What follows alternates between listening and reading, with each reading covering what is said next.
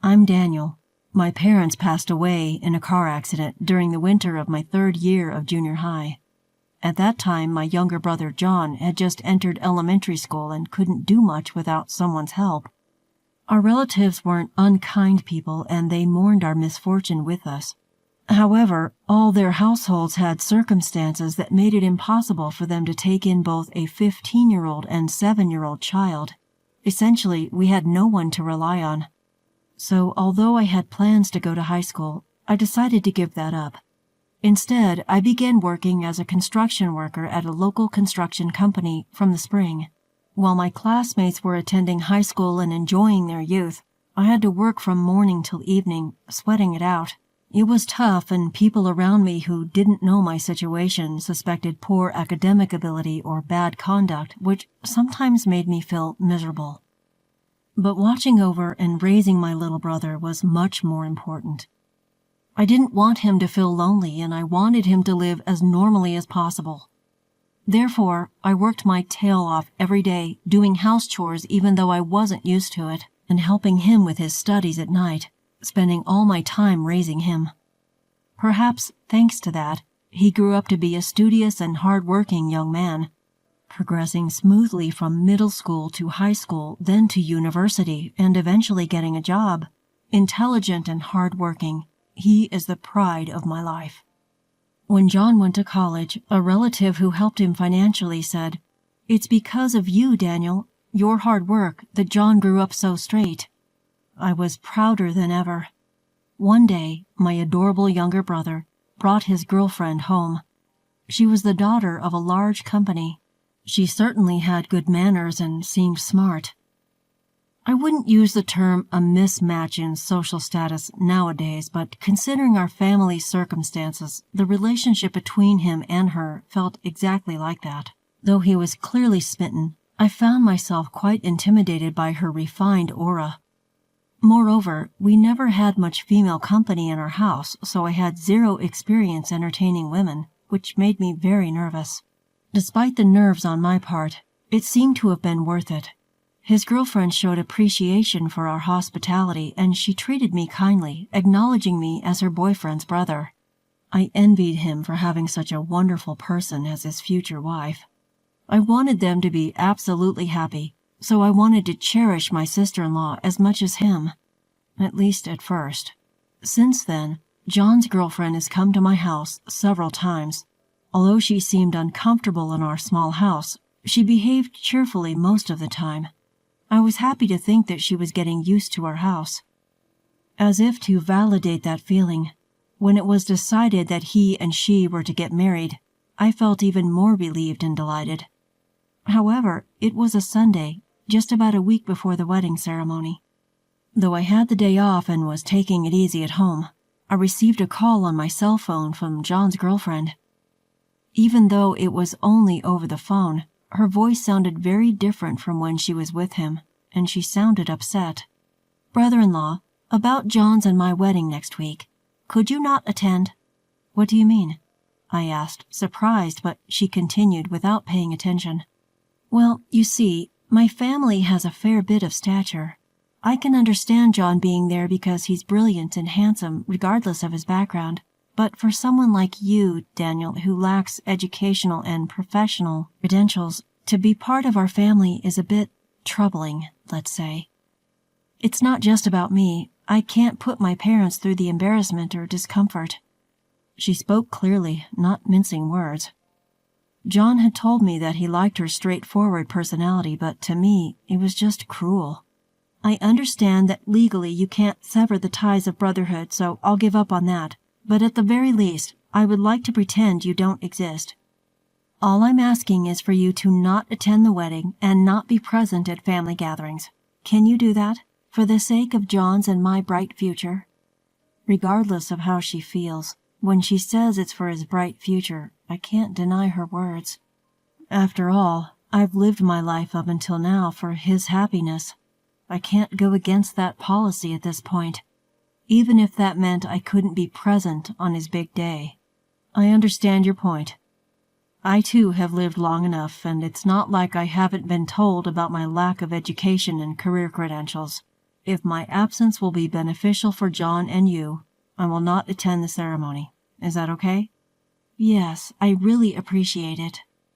As soon as I confirmed my absence, her mood seemed to brighten, and she said goodbye in the cheerful voice I was familiar with, and hung up the phone. After the call, I felt a wave of exhaustion and ended up slumping on the floor. Even though I said all that, it doesn't mean that I'm not upset. Rather, the fact that someone who is going to be family, his wife, thinks of me in such a way is sad. What's most painful is not being able to attend his wedding. I wanted to take our parents' portraits there and celebrate with the four of us as a family. But I can't deny it. The truth is, my academic abilities are not strong, and my employment history is not something to be proud of.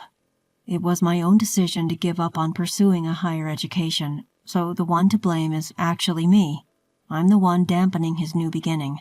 I'm the one casting a shadow over his important milestone. As I fell into deep self-loathing, I spent the day feeling depressed. After being in a daze all day, unable to focus on anything, he returned home after finishing work. While having dinner, he shared various things with me about the wedding reception, honeymoon, and their future life. However, due to what he had said earlier, I found it difficult to come up with a witty response or engage in a meaningful conversation. "Daniel, what's wrong? Are you feeling ill?" John looked at me worriedly, but I didn't know how to respond. I'm not particularly bright, and I'm bad at lying. So, in times like these, I usually speak up, but I don't want to say anything bad about the woman who is about to become his wife. However, if he were to say the same thing as her, then I could accept it. I could bear to graciously decline attending the wedding. Afterwards, realizing the importance of my relationship with him, I mustered the courage to be honest and share all my feelings and thoughts, even though I knew it might make him dislike me. "Your girlfriend told me, someone who can't exactly boast a life to be proud of, not to attend your wedding," she said. "If you feel the same way, just tell me outright. The most painful thing for me is to be a burden to you. If you don't want me to attend, I'll gladly comply." And then, with a voice seething with anger from the core of his being, he said this to me. "You really think I would say something like that? There's no way I could think something so cruel about the only family I have." Roaring those words, John calmed down a bit. Then, with a look as if he just thought of something, he said to me, "Daniel, how about not coming to the wedding just as she said? Please, I'd like you to wait for me at home. Is that okay?" "Wait, what do you mean?" The words were quite shocking, but I understood from John's subsequent words that there was some thought behind it. "There's no need to show up to a celebration involving someone who says terrible things, Daniel." On the wedding day, although I was told not to come, I was still worried. To my brother, I'm the only person he can call family. I couldn't help but worry if there were any issues or disputes during the family gathering. So I got dressed in my brother's suit and secretly went to the venue, but it was strangely quiet at my younger brother's place. I approached one of the staff members who seemed troubled, wondering what was happening, and asked, "Sorry for being late, but how far has the ceremony progressed?" The staff member replied, "We can't start the ceremony because none of your groom's family has arrived yet." "What?" I was led to John's dressing room and asked him, "John, our uncles haven't arrived?" "Daniel, that's right. I told them not to come."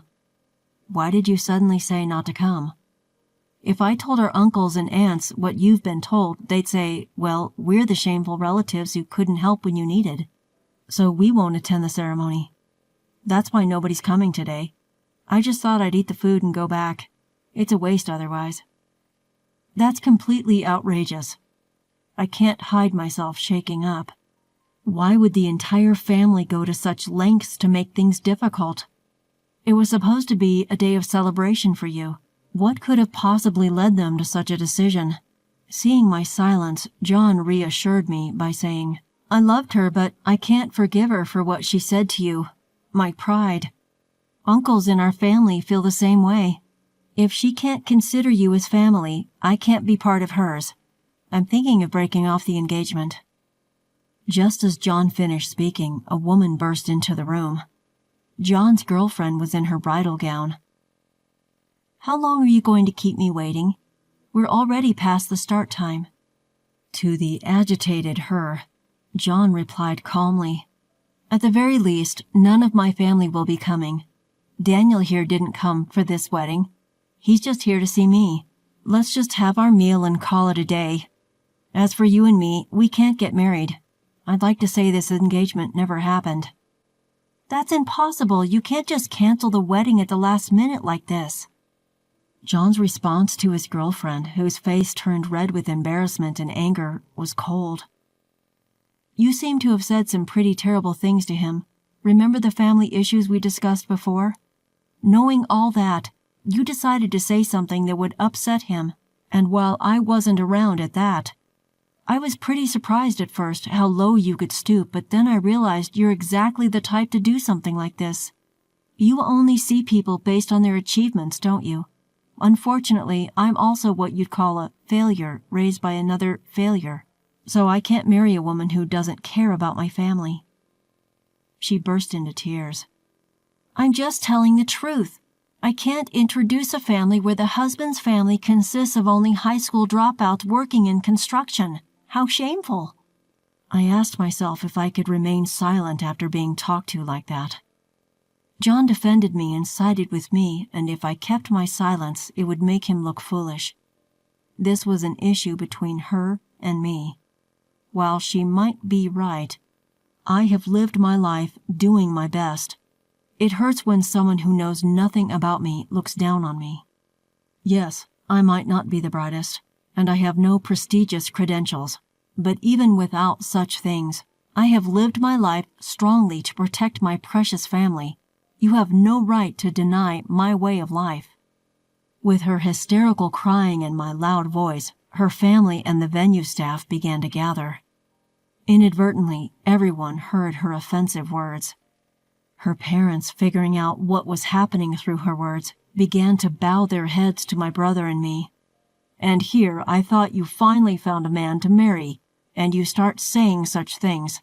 I thought I could finally relax, thinking you were going to move out." Her father, his head in his hands, scolded her. "We deeply apologize. It's partly our fault for spoiling her too much. We sincerely apologize and hope you can forgive her." Her mother, despite wearing a beautiful dress, was making a shamefaced, apologetic expression and bowing to my brother and me. Even her friends who were attending the wedding seemed to have had enough of her offensive remarks about the groom's family. No one came to her defense or interfered. The attendees just stared at her in disbelief. Even she, usually so glib, was left speechless. Perhaps she finally realized the reactions her words were causing, or maybe she finally understood the disastrous situation she had created. "I was 7 when our parents died," John began. "My older brother, who started working as soon as he finished middle school, has been sacrificing so much for me. His life isn't something that just anyone can emulate, and even if I was in the same position, I don't think I could have done it. Even if one has a good education, it doesn't guarantee they can live that way. I knew this even when I was 7, but you couldn't understand that. You're less mature than a 7-year-old. I can't marry a child, and I don't want to, so I'm breaking off our engagement.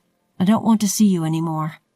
After saying this, John apologized to her parents for the abrupt cancellation and then to the staff. Though he had apologized very respectfully and humbly, it was also a clear statement that he had no intention of changing his stance. She, who ruined one of life's biggest turning points, her wedding, through her own actions, stared blankly at the aftermath. "You have a family who scolds and protects you in times like these, right? My younger brother, too, when he heard about our phone call, was angrier than me. While educational background and work history are certainly important, for me, he is far more important than any of those things. So, knowing he outright refused to marry someone like you, I'm a little relieved now." She cried again. It was probably the only thing she could do. And so, the wedding ceremony was canceled before it could even begin.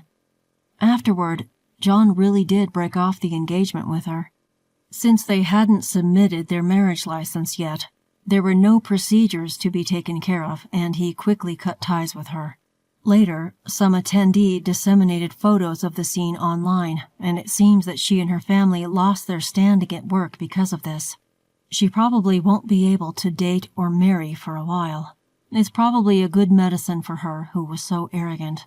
John says that she took care of the entire cost of the wedding cancellation. Of course, it's only right, since she was the one who caused this mess, and we, the victims, don't need to worry about it. I'm grateful to him. I don't know anyone else who would get so angry for me. Not just because we're family, but because he respects me as a person, and although this isn't the ideal circumstance, I got to learn this again. After this incident, it feels like our bond as brothers has deepened even more. I'm really proud of John, whom I've raised with care even though we don't have parents, for growing into such a fine person. Encouraged by him, I started studying for my high school equivalency exam, something I'd been contemplating for a while. A year later, I passed the exam and switched jobs. It's a completely different field from what I was doing, but learning something new is fun. While working hard, I got my first girlfriend. Of course, she's a woman who values me and my precious family. I plan to invite her over and introduce her to John soon. I want to brag about my wonderful younger brother.